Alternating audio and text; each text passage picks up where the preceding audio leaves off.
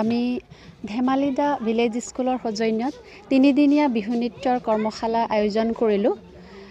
সদ্যহতে কৰ্মশালাবিলাকত মাথো বিহু নৃত্যটো শিকাই সময় নিৰ্ধাৰিত কৰি ছাত্ৰ ছাত্ৰীসকলক পঠিয়াই দিয়া হয়। কিন্তু আমি এটা কথা চিন্তা কৰিলোঁ, ছাত্ৰ ছাত্ৰীসকলে বিহু নৃত্যৰ লগতেই বিহু নৃত্যৰ লগত জড়িত থকা যিখিনি সাজপাৰ অলংকাৰ যিখিনি যাৱতীয় সামগ্ৰী, সেই সামগ্ৰীখিনি আমি ক'ৰ পৰা পাওঁ, কেনেধৰণে উৎপাদন কৰোঁ। ধৰক মুগা মেখেলাখন এতিয়া আমি চুম গছৰ পৰা মুগা হয় নহয়নে, সেই মুগাৰ পৰা আকৌ আমি মুগাৰ মেখেলাখন বনাই লওঁ, তৈয়াৰ কৰি লওঁ। তাৰপিছতে আপোনাৰ আকৌ পলু আমি এৰী কাপোৰ ব্যৱহাৰ কৰোঁ। সেইকাৰণে আমি এই বিষয়বস্তুখিনিৰ লগত সংগতি ৰাখি সকলো জ্ঞানখিনি আমাৰ ছাত্ৰ ছাত্ৰীসকলক দিবলৈ চেষ্টা কৰিছোঁ। আমাৰ ধেমালি দা ভিলেজ স্কুলখন CBSE কাৰিকুলাম স্কুল হয়।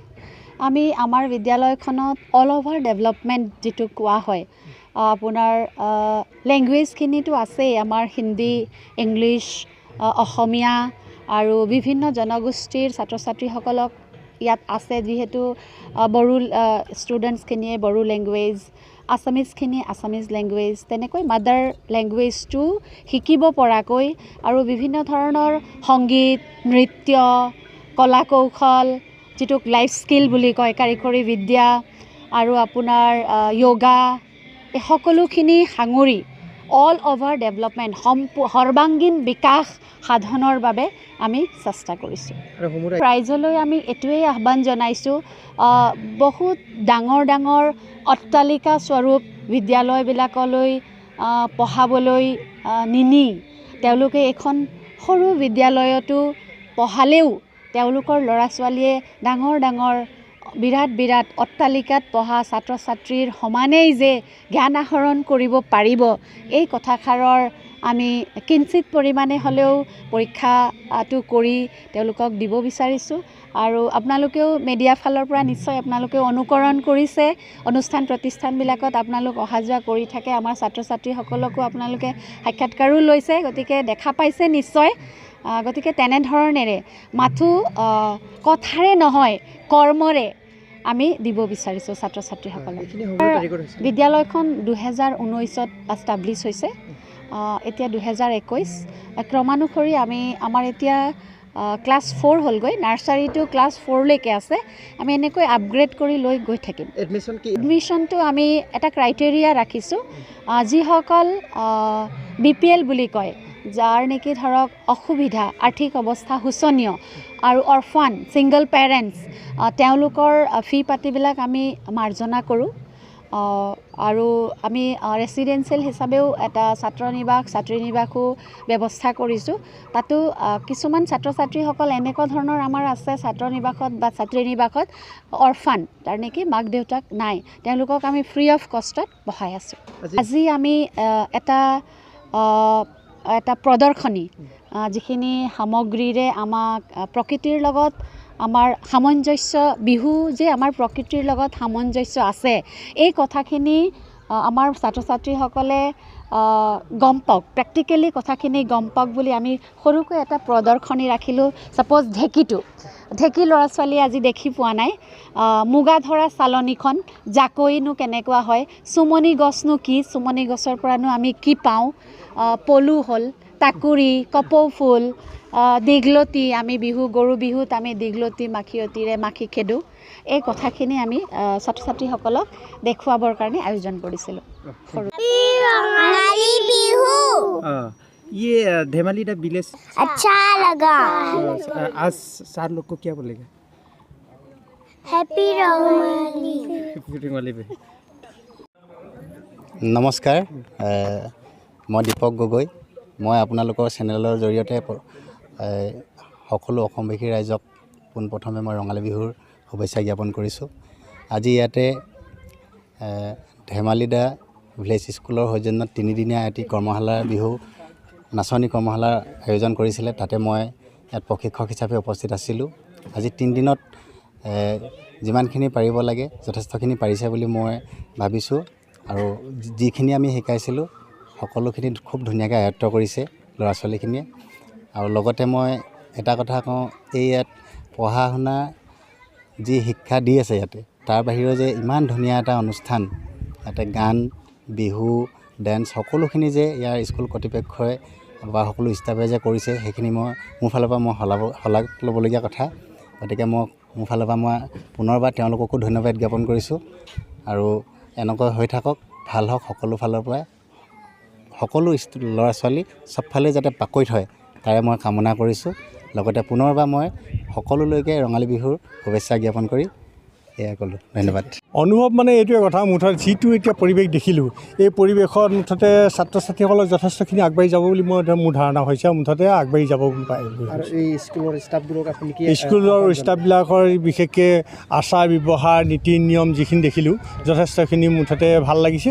আৰু ভগৱানে তেওঁলোকক সকলে ৰাখক যাতে সকলোখিনি আগবাঢ়ি যাব পাৰে। ৰাইজক কি মেছেজ দিব আপুনি? ৰাইজক মেছেজ এইটোৱে দিব পাৰোঁ, এই বিদ্যালয়খনৰ উন্নতি কামনাৰ কাৰণে তেখেতলোকৰ ছাত্ৰ ছাত্ৰীসকলক ইয়ালৈ ভৰ্তি হ'ব লাগে আৰু যাতে ইয়ালৈ পঠাই দিয়ে আৰু ইয়াত যিখিনি শিক্ষা সেই শিক্ষাখিনি যাতে তেওঁলোকে প্ৰচাৰ কৰিব পাৰে। গতিকে তেনেকুৱা ধৰণে তেওঁলোকে অভিভাৱকসকলে অন্ততঃ আহি ইয়াত অন্ততঃ যোগদান কৰিব লাগে, এনেকুৱা কাৰ্যসূচীবিলাকতো আগবঢ়াই নিব লাগে। এইটোৱে মোৰ আগবঢ়াই মুঠতে গোৱাটোকে তোমালোকে নিশ্চয় কামনা কৰিছে, গাব লাগিব। তাৰ আগতে মই এটা কথা কৈ ল'ব লাগিব। মই বিশেষকৈ বিহু সুৰক্ষা সমিতি অসম নামৰ সংগঠনটোৰ লগত জড়িত হৈ অসমৰ ইমূৰৰ পৰা সিমূৰলৈকে বৰ্তমান ৰঙালী বিহুক আদৰিবৰ কাৰণে যিবিলাক কৰ্মশালা হৈ আছে এইবিলাক মই উপভোগ কৰিছোঁ, চাই পেলাই ইয়াত কিছু ধেমালি দা ভিলেজ স্কুলৰ 3দিনীয়াকৈ যি মানে বিহু নাচৰ আখৰা ইয়াত অনুষ্ঠিত হৈছিলে, ইয়াৰ কিছু ব্যতিক্ৰম দেখিছোঁ।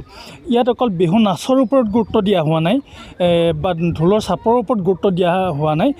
ছাত্ৰ ছাত্ৰীসকলক ইয়াৰে বিহুৰ ওপৰত সম্যক জ্ঞান, বিভিন্ন ধৰণৰ বাদ্যযন্ত্ৰ, লোকবাদ্য, বিহুৰ বাদ্য, তাৰোপৰি তাঁতশাল এইবিলাক দেখিছে আপোনালোকে ইয়াতো মানে মজুত কৰি ৰখা হৈছে। এইবিলাক গোটেইবিলাক ছাত্ৰ ছাত্ৰীসকলক মানে চিনাকি হ'বৰ কাৰণে তাঁতৰ বিভিন্ন ধৰণৰ সঁজুলি, যঁতৰ, তুলুঠা আৰু বিভিন্ন ধৰণৰ কাপোৰ, মাছ ধৰা সঁজুলি, এই আটাইবিলাক ইয়াতে প্ৰদৰ্শনী আকাৰে ছাত্ৰ ছাত্ৰীসকলৰ উপযোগী কৰি ইয়াত ৰখা হৈছে। আৰু সেইকাৰণে কৈছোঁ যে সম্পূৰ্ণ এইটো এটা ব্যতিক্ৰমী ৰূপত সজাই তোলা হৈছে। গতিকে ইয়াৰ ধেমালি দা ভিলেজ স্কুলৰ মানে পৰিচালকৰ লগতে ইয়াৰ শিক্ষয়িত্ৰীসকলক মই আমাৰ ফালৰ পৰা বিহু সুৰক্ষা সমিতি অসম নামৰ সংগঠনটোৰ ফালৰ পৰা আন্তৰিক ধন্যবাদ জনাইছোঁ আৰু শুভেচ্ছা জনাইছোঁ। সকলোলৈকে ৰঙালী বিহুৰ শুভেচ্ছা জনাইছোঁ, আগতীয়া শুভেচ্ছা জনাইছোঁ। লগতে ধেমালি দা ভিলেজ স্কুলৰ কৰ্তৃপক্ষলৈ ধন্যবাদ জ্ঞাপন কৰিছোঁ। তেওঁলোকে আজিৰ যুগতো আমাৰ ছাত্ৰ ছাত্ৰীসকলক, কণ ছাত্ৰ ছাত্ৰীসকলক আমাৰ সংস্কৃতিৰ শিপাৰ সৈতে জড়িত কৰাব বিচাৰিছে, আৰু যিটো আমাৰ কাৰণে খুব জৰুৰী। আৰু আমাৰ কেৱল পঢ়া শুনাই এটা শিশুৰ সৰ্বাংগীন বিকাশ হ'ব নোৱাৰে কেৱল পঢ়া শুনাৰ জৰিয়তে। তেওঁলোকক সংস্কৃতিৰ বিষয়ে জ্ঞান থকাটো, নিজৰ সমাজখনৰ বিষয়ে জনাটো অতি জৰুৰী। আৰু এই কোমল বয়সতে তেওঁলোকে যাতে সংস্কৃতিৰ এইখিনি কথা জানিব পাৰিছে, বহুত ভাল পদক্ষেপ বুলি ক'ব লাগিব। আৰু ধেমাজি দা ভিলেজ স্কুললৈ পুনৰবাৰ ধন্যবাদ জ্ঞাপন কৰিছোঁ। প্ৰথমতে ৰঙালী বিহুত চবকে মই ধেমালি দা ভিলেজ স্কুলৰ এজন গাৰ্জেন হিচাপত সকলোলৈ মই ৰঙালী বিহুৰ শুভেচ্ছা যাচিছোঁ। মই ধেমালি দা ভিলেজ স্কুলৰ প্ৰথম ষ্টাৰ্টিঙৰ পৰা আজি 2019ৰ পৰা মই পেৰেণ্টছ হয়, মই বহুত লাভালাভ হৈছে বুলি মই ভাবিছোঁ। এনেতো ষ্টুডেণ্টবিলাক বহুত আগবাঢ়িছে বুলি ক'ব পাৰে। আৰু লগতে অকল পঢ়াৰ ক্ষেত্ৰত নহয়, অন্যথা বেলেগ বেলেগ যেনেকৈ এতিয়া আজি যিটো বিহু নৃত্য কৰ্মশালা এইবিলাক লগত লৈ আগবাঢ়াটো বহুত শুভ লক্ষণ বুলি মই ভাবোঁ। আৰু অন্যথা বেলেগ বেলেগ খেল ধেমালি, গান বাজনা এইবিলাক লগত লৈ থাকিলে আৰু এতিয়াৰ পৰা সৰুৰ পৰা যদি সিহঁতক এইবিলাক নলেজ যদি দি যাব পাৰে ল'ৰা ছোৱালীবিলাকক খুব ভাল হৈ যাব বুলি ইন ফিউচাৰলৈ ছাকচেছ হ'ব বুলি মই ভাবোঁ এজন পেৰেণ্টছ হিচাপত। এই দুই স্কুলৰ ষ্টাফবোৰক আপুনি কি অনুৰোধ জনাব?